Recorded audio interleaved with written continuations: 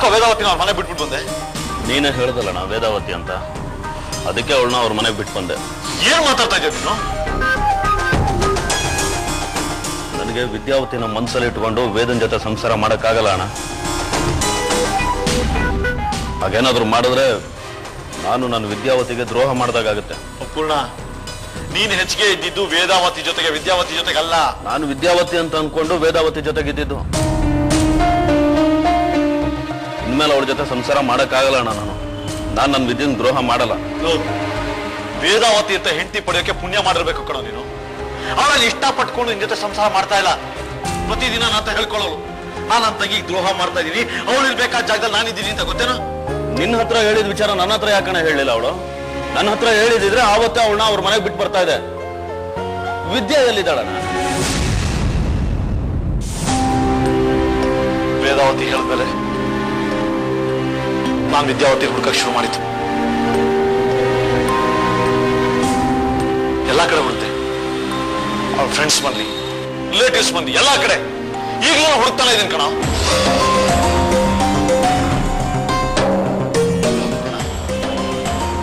ವೇದಾವತಿ ನಿನ್ ಬಗ್ಗೆ ತುಂಬಾ ಆಸೆ ಇಟ್ಕೊಂಡಿದ್ದಾಳೆ ಕಣ. ಆದ್ರೂ ಸಹ ತನ್ನ ತಂಗಿಗೆ ಎಲ್ಲಿ ದ್ರೋಹ ಮಾಡ್ಬಿಡ್ತೀನೇನೋ ತನ್ನ ಆಸೆನೆಲ್ಲ ಅದು ಬಿಟ್ಕೊಂಡಿದ್ದಾಳೆ ಕಣ.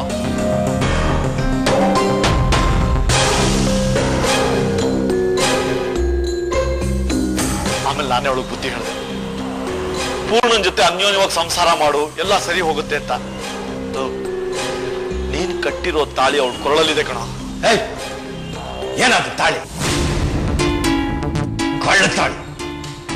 ಮೋಸ ಮಾಡಿ ನನ್ನ ಮಗನ ಕೇಳ ಅವಳು ತಾಳಿ ಕಟ್ಟಿಸ್ಕೊಟ್ಲು. ತಾಳಿ ಅಂತ ತಾಳಿ. ನಿನಗೆ ಹೇಳ್ತಾ ಇದ್ದೀನಿ ಸೋಡಾ ಬುಡ್ಡಿ, ಇವತ್ತೇ ಕೊನೆ. ಇನ್ನು ಯಾವತ್ತೂ ನೀನು ಅವಳನ್ನು ನೋಡಬಾರ್ದು, ಅರ್ಥ ಆಯ್ತಾ? ಒಳ್ಳೆ ಹುಚ್ಚುತ್ತರ ಮಾತಾಡ್ಬೇಡಿಯಪ್ಪ ನೀವು. ಅವಳೇನೋ ಪೊಲೀಸ್ ಕಂಪ್ಲೇಂಟ್ ಕೊಟ್ರೆ ಏನಾಗುತ್ತೆ ಗೊತ್ತಾ?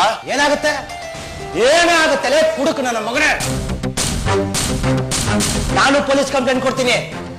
ಅವಳು ಮೋಸ ಮಾಡಿ ನನ್ನ ಮಗನ ತಾಳಿ ಕಟ್ಟೋ ತರ ಮಾಡಿದ್ಲು ಅಂತ. ಏನ್ ಮಾಡ್ತಾರೆ? ಆತಾಡ್ತಾನೇನೋ. ಅಷ್ಟೇ ಅಲ್ಲ, ಇನ್ ಯಾವತ್ತೂ ನೀನು ಅವಳ ಜೊತೆ ನೋಡ್ಕೂಡ್ದು, ಮಾತಾಡ್ಕೊಡ್ದು. ಮತ್ತೆ ಕೊನೆ ನೀನು ಏನಾದ್ರೂ ಅವಳನ್ನ ನೀನ್ ನೋಡ್ದೆ ಮಾತಾಡ್ದೆ ಅಂತ ನನ್ನ ಕಿವಿಗೆ ಬಿದ್ರೆ ನನ್ನ ನಿನ್ನ ಸಂಬಂಧ ಕಟ್ ಕಟ್ ಕಾಯ್ಕೋ. ಹುಷಾರ್. ಮನೆಗೆ ಬಂದಿನ್ನು 2 ತಿಂಗಳಾಗಿಲ್ಲ, ಆಗ್ಲೇ ಅವಳು ನನಗೆ ಒಡವೆ.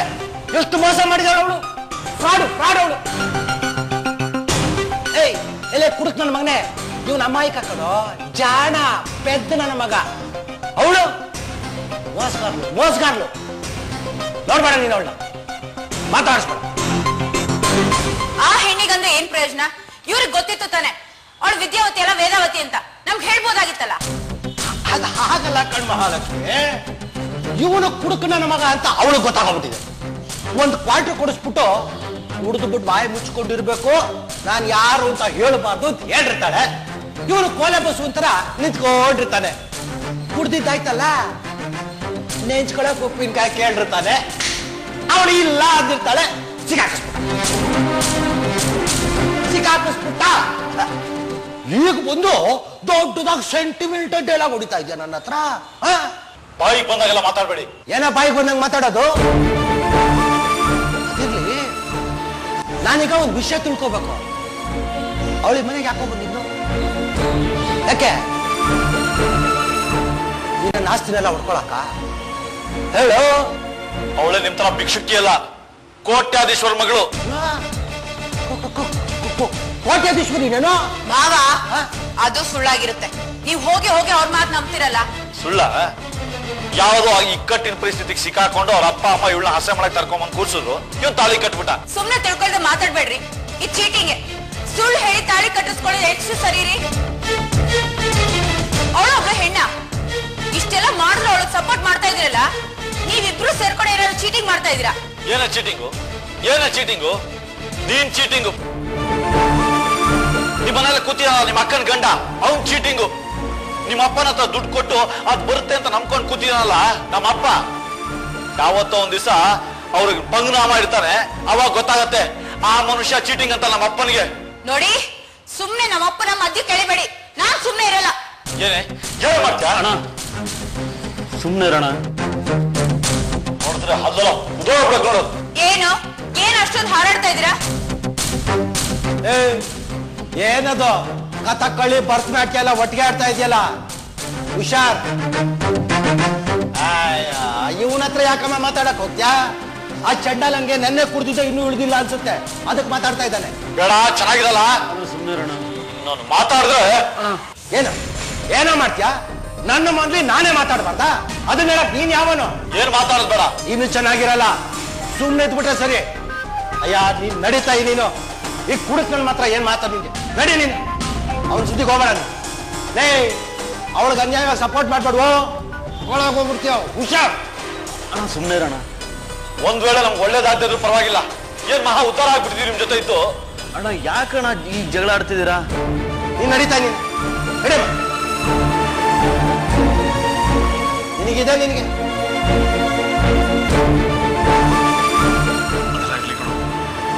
ಈಗ ನೀನ್ ಹೋಗಿ ವೇದಾವತಿನ ಕರ್ಕೊಂಡ್ಬರ್ತೀಯಲ್ವೋ?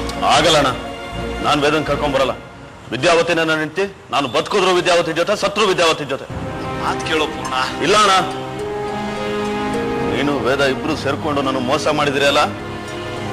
ಇರ್ಲಿ ಇರ್ಲಿ.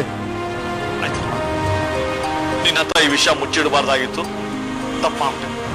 ದಯವಿಟ್ಟು ನನಗೆ ಕ್ಷಮಿಸ್ಬಿಡು. ವೇದಾವತಿ ಅಣ್ಣ ಈ ವಿಷಯದಲ್ಲಿ ನೀನ್ ತಲೆ ಹಾಕ್ಬೇಡ ಅಣ್ಣ. ಹೋಗೋಣ ಪೂರ್ಣ. ಹೋಗೋಣ.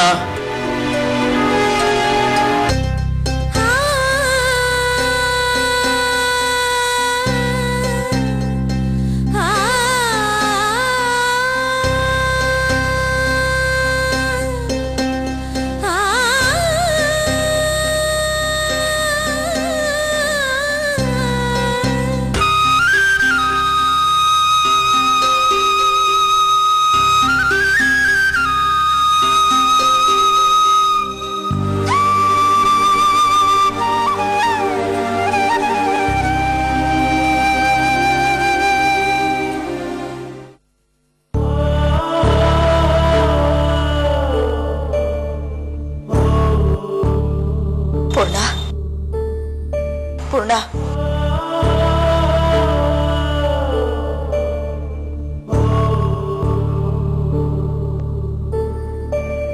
ಪೂರ್ಣ, ವೇದಾವತಿ ನಿನ್ ಹೆಂಡತಿ ಕಣೋ. ಅವಳ ಕೊರಳಲ್ಲಿ ನೀನ್ ಕಟ್ಟಿರೋ ತಾಳಿ ಇದೆ. ಅವಳು ಇಷ್ಟು ದಿನ ನಿನ್ ಜೊತೆ ಹೆಂಡತಿಯಾಗಿ ಸಂಸಾರ ಮಾಡಿದಾಳೆ. ಈಗ ಒಂದೇ ಒಂದು ಕ್ಷಣದಲ್ಲಿ ಅವಳ ಜೊತೆ ಬದುಕಕ್ಕಾಗಲ್ಲ ಅಂತ ಅವಳನ್ನ ಬಿಟ್ಬಿಟ್ಟು ಬಂದ್ಬಿಟ್ಟಿಯಲ್ಲ. ನೀನ್ ಅಷ್ಟೊಂದು ಕೆಟ್ಟವನೇನೋ? ನಾನೇನ್ ಕೆಟ್ಟವನಲ್ಲಮ್ಮ. ನಾನು ಹತ್ಕೊಂಡು ಹೋಗಿ ವೇದಾವತಿನ ಅವ್ರ ಮನೆಗೆ ಬಿಟ್ಟು ಬಂದಿದ್ದು. ನಾನು ವಿದ್ಯಾವತಿ ಅಂತ ಅಂದ್ಕೊಂಡು ವೇದಾವತಿ ಜೊತೆ ಇದ್ದಿದ್ದು. ವಿದ್ಯಾವತಿ ನನ್ನನ್ನು ಎಷ್ಟೊಂದು ಪ್ರೀತಿಸ್ತಿದ್ದು ಗೊತ್ತಮ್ಮ. ನನಗೆ ವಿದ್ಯಾವತಿ ಜಾಗದಲ್ಲಿ ಬೇರೆ ಯಾವ ಹೆಣ್ಣನ್ನು ಕಲ್ಪನೆ ಮಾಡ್ಕೊಳ್ಳೋಕ್ಕೂ ಸಾಧ್ಯ ಇಲ್ಲ. ನಾಳೆ ವಿದ್ಯಾವತಿ ಏನಾದ್ರು ಬಂದ್ರೆ ನಾನೇನಮ್ಮ ಮಾಡ್ಲಿ? ವೇದ ತುಂಬಾ ಒಳ್ಳೆಯವಳು ಕಣ ಪೂರ್ಣ. ಇದ್ರಲ್ಲಿ ಅವಳ ಭವಿಷ್ಯನೇ ಅಡಗಿದೆ. ಅವಳು ಒಳ್ಳೆಯವಳಲ್ಲಮ್ಮ. ಅವಳು ಒಳ್ಳೆಯವಳಾಗಿದ್ರೆ ಅವತ್ತೇ ಹೇಳ್ತಿದ್ಲು ನಾನು ವಿದ್ಯಾವತಿ ಅಲ್ಲ ವೇದಾವತಿ ಅಂತ. ನನಗೆ ವಿದ್ಯೆಯ ಜಾಗದಲ್ಲಿ ಬೇರೆ ಯಾವ ಹೆಣ್ಣನ್ನು ಕಲ್ಪನೆ ಮಾಡ್ಕೊಳಕ್ ಆಗಲ್ಲಮ್ಮ. ನನಗೆ ವಿದ್ಯೆ ಬೇಕು.